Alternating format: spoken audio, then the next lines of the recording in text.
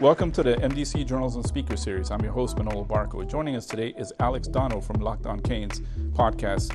Alex, welcome to the show. It's an honor to have you. I feel like I'm hearing your voice. I feel like I'm listening to the podcast. Well, that's always an honor, and I appreciate you having me. And it's been a while since I've been on the campus here. It's nice, and I happened to park right next to the building I needed to go to completely on accident. So it's a good day already.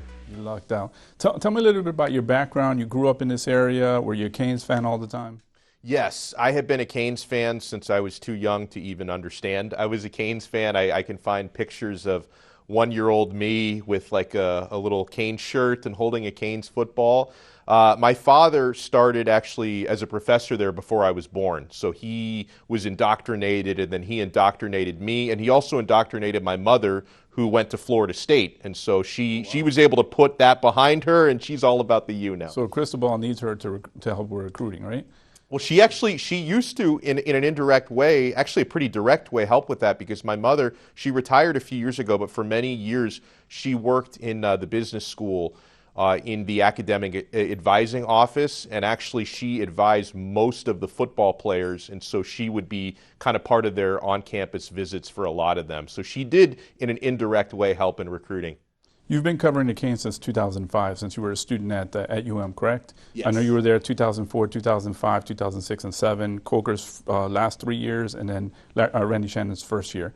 Talk to me a little bit about how was it being on campus, kind of being the big man on campus, covering the Canes, and I'm sure you covered other sports besides just football, but obviously football is the one most people focus on.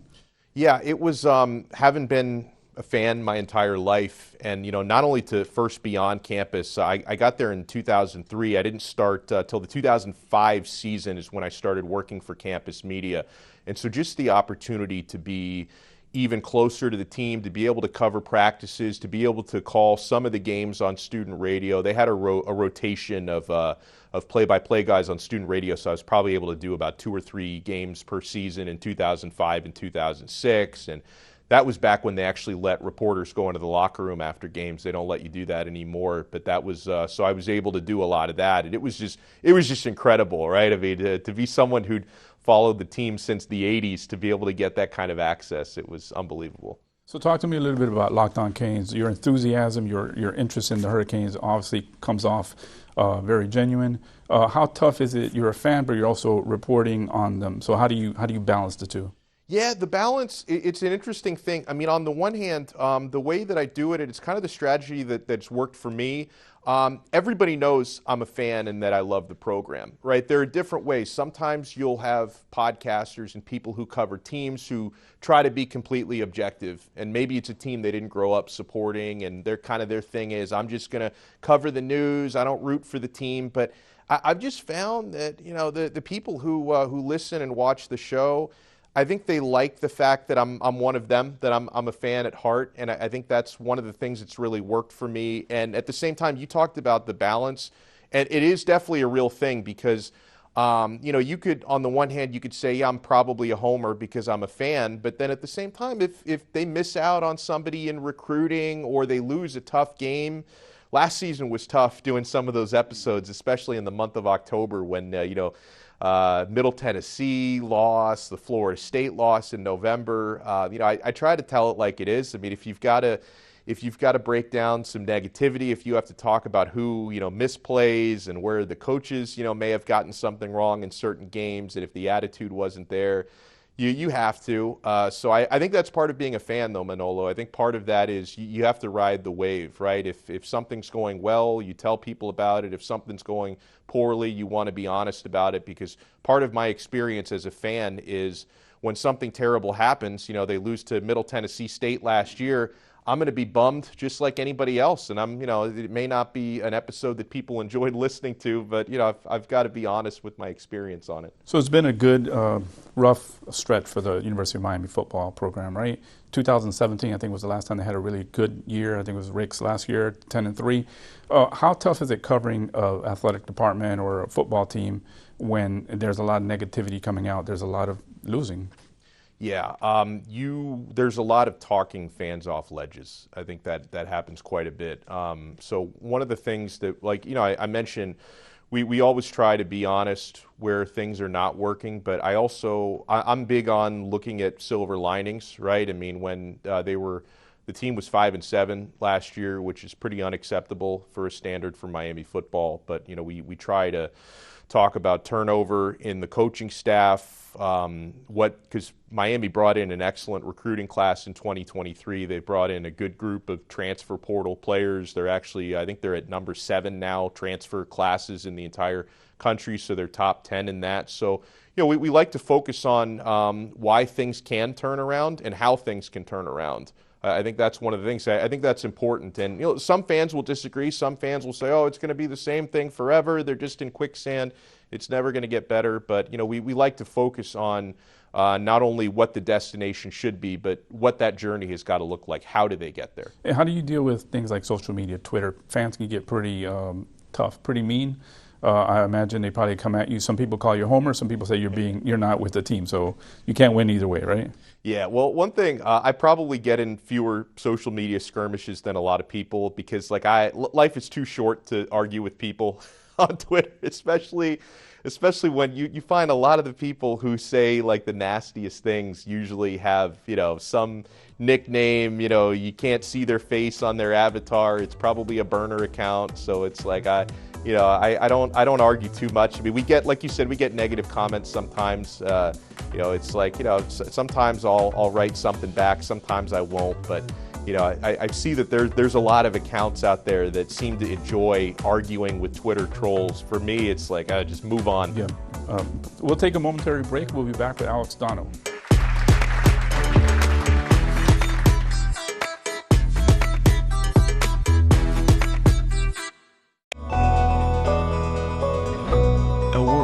Education and opportunity within reach.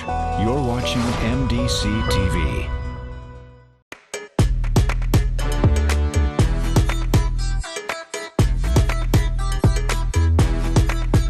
Welcome back. We have Alex Donno here from Locked On Canes today with us. Alex, talk to us a little bit about some of the more interesting players that you've covered during your career.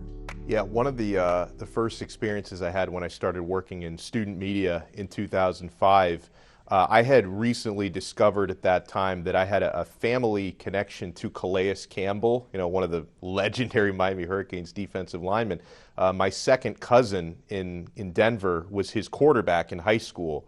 And my second cousin, shout out to Andrew Corey, I don't know him that well, but we had kind of reunited a couple times, and he told me, you got to watch out for my guy, Calais, who's there. I'm like, oh my, yeah, he's one of the best players on the team. I will watch out. So we were able to connect a little bit that way. He was a great guy to cover, and obviously he didn't have the best quarterback legacy at Miami, but I got to know Kyle Wright a little bit, who was top quarterback in the country, come out of high school. I'll give him a little bit of a pass for that era because I think he played with 4 different offensive coordinators and not the best offensive lines. So that was an interesting guy to cover, and I had some classes with him. He was the top player in the country, I think, right? Top recruit, if I remember correct. From California. Mr. California football, yeah, top recruit. And Miami had some other ones. I mean, one of the top recruits in the country, another guy who didn't pan out was Willie Williams. I didn't get a chance to get to know him very well, but he had an aura around him when he got on campus because he was such a highly touted recruit. Yeah, amazing. I'm sure some great memories. But let's talk a little bit about the future, where Mario has this program going. He has one of the top recruiting classes this year. And what's it looking like in the future? They've also had a couple of guys come in, a couple of receivers through transfer portal. Where's the program headed? Yeah, I find it hard to believe it won't be at least a little bit better in 2023 than it was in 2022 when you talk about going from 5 wins. We talk about this a lot on Locked On Canes. I think that turning this program around is a bit like turning a cruise ship. It's not something that's going to happen, on a dime. I think it's going to take a little bit of time, but they're trying to lay the foundations. You mentioned wide receivers. That was a room that needed to be addressed, and just within the last few days, they got a junior college transfer, Shamar Kirk, who I'm really high on, and a Miami native, Tyler Harrell, who was just at Alabama, was at Louisville before that. This guy's got crazy speed, 4.24 in the 40-yard dash, so if he could stay healthy, He's going to make that room better. And then, when you've got Mario Cristobal as your head coach, there's always a big emphasis on building in the trenches. They brought in 2 5-star offensive tackles in recruiting, and Francis Mauingoa and Samson Okunlola. The pancake honcho is what they call him. And they've got some stud defensive lineman, Ruben Bain, in the class of 2023 from Miami Central, is going to help turn that room around. I think defensive tackle is an area where they're still, needing a little bit of work in, but I think overall the defense and the offense should be better. New offensive system, more running back depth. They brought in a running back, A.J. Allen from Nebraska. So if they don't show improvement, we can do a follow-up episode where I just come on here and I cry for a little bit, because that's what it's going to be. They've also, Cohen and Lee, the 2 offensive linemen they picked up in the transfer portal earlier as well. That's really going to help. I think that's going to be You know your stuff. I've been a Cane fan for a while as well. Yeah. Tell me a little bit about a typical day for you at Locked On Canes. Yeah, it's amazing, because I've done so many different forms of audio and digital media throughout my career, and I probably put more prep time into a 30-minute podcast than I used to do for 4-hour-long radio shows, just because the format is. It's so unique with Locked On, because I basically try to give people, 2-3 hours worth of information into a 30-minute or so span. And one thing that I've noticed when we do the shows, YouTube is a big part of what we do, and then all the audio channels. I don't want to waste anybody's time. I like to try to get as much information out there as quickly as possible. I write very detailed notes. Sometimes the notes that I write for myself are almost like a teleprompter, because I try to keep things really short and tight. So typically, I probably wouldn't wake up this early if I didn't have a 5-year-old son, but I usually wake up around 6:30 in the morning, and before I take him to school, I start taking some notes. I take him to school, around 7:45, get home around 8:30, and then we usually record an episode around 9 a.m., release it at 11 or 11:30 a.m., and then after that, I basically spend the rest of the day doing promotion on social media, trying to answer questions from listeners and stuff. So I don't know. I kind of made a 9 to 5 for myself, just doing that. For me, it's like you're a friend. I listen to you on my way home or on my way to work. Your daily podcast, which I think is amazing, and then sometimes you even have those emergency pods. So you have 2 in a day if there's a big recruit that signs. Talk to me about some of the characters like Blue and Chalupa and some of the other guys that you have on there. Yeah, I information-wise, I'm kind of a jack of all trades, but a master of none, because I kind of keep like a very broad scope. Like, I'm into recruiting, but I'm not an expert. I'm into football, but I'm not an X's and O's expert. So I like to, as much as I can, I like to bring people on who are. And you mentioned Blue, that's Larry Bluestein. You've known him. You used to cover high school recruiting back in the day. Blue, you're not quite as old as Blue, but Blue has been doing it since probably, the 70s. He's been covering recruiting. I mean, he's not a day over 40 though. Don't worry. He's just he's in a time capsule, Larry Bluestein. But he's got so much knowledge going back so far. I try to bring him on the show as much as I possibly can. We've got another recruiting expert, Brian Smith, who if I feel like I don't sleep a lot, Brian is always traveling all around the Southeast covering recruiting events. He joins us weekly. And you mentioned Chalupa. There's this dude. Oh man. I hope he's even listening to this and watching this. This guy, Chalupa Batman, his real name is Corey Carmona, but he's like a Miami super fan who's super knowledgeable on football, like a really good X's and O's guy. I'm assuming he probably played football back in high school. I got to ask him about that. But he's kind of become like a legend in the Miami community because he tweets out scouting reports and stuff, and he started, he became a friend, and he's become now a regular on the show because I like getting his perspective. So I think it's about that, and sometimes people will pop in for the weekly guests. Like I found people like Chalupa and Bluestein have just become super popular. They've kind of become part of the fabric of the show. Before we take a break, can you talk to our audience a little bit about your subtext service that you have? Yes. Oh, I appreciate that. So we started, and this is a network initiative through the Locked On Network, but I got to be one of the guinea pigs for this, one of the first to adopt this. We have a service through a company called Subtext where you can get you can join our show community, and you can get SMS text messages to your phone directly from me. I write them all myself. It's another way. We kind of keep the show going 24 hours a day with that. If I see breaking news updates or I hear about a recruiting scoop, I'll send it right to the subtext group. The people who are members of the subtext group can send me one-on-ones. We just did an episode this morning where we did Q&A with questions that came through the subtext. So that's just another way to connect with the show. Perfect. We'll take another break and we'll return with Alex Donno from Locked On Canes.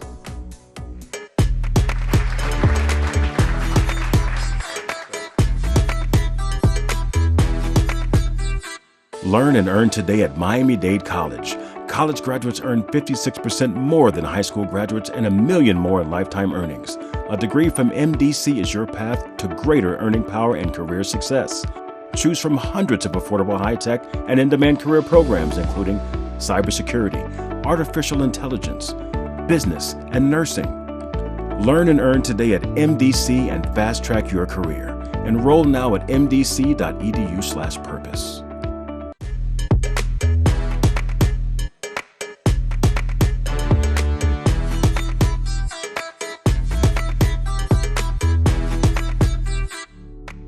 Welcome back. We're here with Alex Donno of Locked On Canes. Alex, can we go a little bit into your career at 560 WQAM and also the studio host stuff you've done for the Dolphins and the Panthers? Tell our audience a little bit about that. Yeah, even before I got to 560, I started in 05 as an intern on 790 The Ticket, which unfortunately does not exist anymore.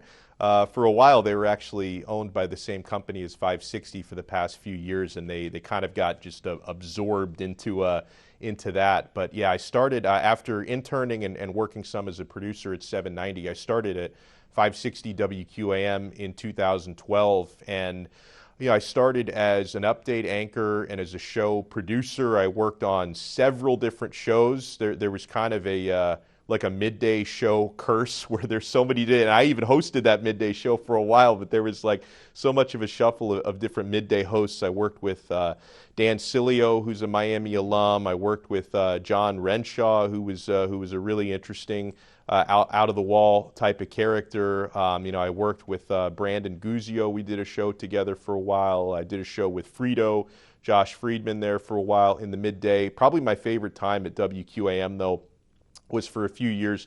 I hosted the evening show, and there was something about that vibe, like people driving home from work between 6 to 10. Some people getting a little loose with the happy hours, some of the people listening, and we kind of got to recap a day's worth of sports news. And it's an interesting journey, and I still do some work, quite a bit of work with WQAM 560. I do a lot of fill-in shows, and I do studio hosting for the Miami Hurricanes and with the Miami Dolphins the past couple of years. And it's been fascinating just watching the way the radio business has changed and evolved, because I'm kind of in both worlds now. With the Locked On Canes, it's strictly digital. And even now with terrestrial radio, with AM radio, they're pivoting a lot towards digital because they have their app, the Odyssey app, where you can listen to all the shows. Every show has a podcast version now that comes out because I think radio stations are starting to realize that probably within the next 10, 15 years, people probably won't be listening, to actual radio signals anymore. Everyone's going to be listening through apps and, podcast services and stuff like that. You talked about living in both worlds. Tell me a little bit about the differences in radio and podcasting. Yeah, so different in that, and I always think it's interesting when I see someone like myself with a radio background when they make the transition into podcasting, because there's always this adjustment where when you do talk radio and you're filling, most talk radio shows are 3 or 4 hours long. Like you're filling all of that time and you're taking commercial breaks and you're talking a lot about your personal life and stuff, really just to kind of become that character and fill that time. I found that a lot of that stuff that works on AM radio doesn't really work on a podcast. I talked earlier about how I like to give, cram a couple hours worth of information into 30 minutes. People don't want their time wasted on a podcast where you can waste someone's time a little bit on the radio because, you got all that time and people get to know you a little bit. So I think that's one of the more complicated parts of the transition is, and another thing about when you're doing talk radio, when you're locally, you're in Miami, you're talking about everybody. You're talking about the Heat. You're talking about the Panthers, the Dolphins, the Hurricanes, the Marlins. I found that in the digital world, it's better to have one niche. It's like Locked On Canes, all Hurricanes all the time. We do talk a little bit of basketball, sometimes baseball, mostly football. I don't think it would be as successful if I was doing, a 30-minute podcast where I'm doing, here's 5 minutes on the Hurricanes, 5 minutes on the Heat. I think that for some reason, there's more of a defined lane, I feel, when you're doing digital content, whereas when you're doing terrestrial radio, I think there's a lot more of a gray area you can live in. What kind of advice would you give to a young person or even someone who's trying to get into podcasting, how to get involved, how to get experience? What can they do? It's easier today than it ever has been. When I got started, you needed to work for a media company to get anything out there. This was before Instagram Live. This was before Twitter. This was before, the very early days of YouTube, but probably wasn't quite before YouTube. So now I think the biggest advice I would give is you have to be relentless, because to build anything, it takes time. I feel you have to be adaptable, and you have to be open to trying new things, right? Whether, think about how many people become stars on TikTok, where they come out of nowhere. They become stars on YouTube. They didn't necessarily go to journalism school or broadcasting school. That's not the only way to get there these days. So be willing to be daring and try something. I would encourage everybody to find a niche, whether, your niche might be, travel, your niche might be tasting food, reviewing movies, putting makeup on. Nobody wants to see me do that, obviously, but, I think that is a niche for some people. Sports might be your niche. Try to find that and just be relentless, because you can now build platforms now through places like YouTube and TikTok, and you can find a way to have a voice, because there are voices coming from everywhere. Don't be afraid to fail. If something doesn't work, you learn from it, and you try to adapt from there. I mean, if I had been afraid to fail, I never would have gotten past my first couple of months as a student broadcaster. I can remember the first time I ever worked on a student radio broadcast for a Hurricanes football game. I was hosting a pregame show by myself, and I was so nervous. At one point, I just stopped talking, and I froze. I'm like, what do I do? I was so nervous because I lost a page on my notes that I didn't know. So if I had given up that day, who knows? I wouldn't have been able to pursue something I enjoyed. You talked about someone becoming a TikTok star overnight, that kind of thing, a one-hit wonder maybe. How do you sustain longevity? How do you sustain that? You talked about building an audience and building a brand. Yeah, that's a great question. Being accessible and personable, I find, is really important. People want to feel like they're part of a community. I think that's a bit we talked earlier about the subtext service. That's one of the ways. Twitter is a big one for me. Interact with people. Bring people into your world. Bring yourself into their world. Because I think that's the only, if you want to have loyal supporters, whether it's on YouTube or an audio podcast or on TikTok, the only way to build loyalty is to really just, build a community and build, because I consider a lot of, not everybody necessarily, but a lot of the people who listen to and watch my shows, I consider them friends. I talk to some of these folks so much on social media that I feel like I could, grab a beer with Chalupa Batman. I feel like I could grab a beer with this dude who goes by War Beast, or his buddy Al. At any time, I feel like I could. And I have actually. Sometimes I run into people at tailgates, and we share a drink. People I've never met before in person. It happens all the time. Awesome. Thank you, Alex, for being here. Join us next week on Monday, the 21st, where Felipe Marquez from Bloomberg will be our guest. But Alex, if you could close us out with a welcome to the U, I would appreciate it. Oh yeah. Anytime we get a new recruit or a transfer, I try to blow my voice box out by saying, "Welcome to the U."